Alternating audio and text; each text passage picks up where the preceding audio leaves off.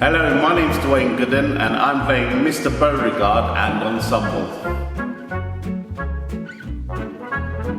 Absolutely, yeah, it's a really nice cast and crew, everyone's so lovely. I think a lot of us actually have had the opportunity to work with the director before.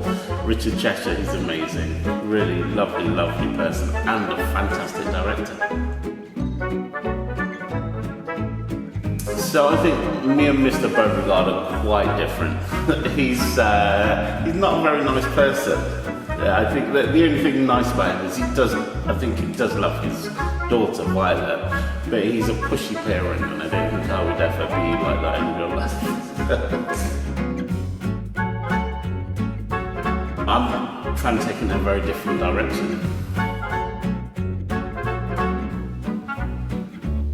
He can be a little bit mean, I think, deep down. He doesn't care about other people other than himself and his daughter and progressing her popping career.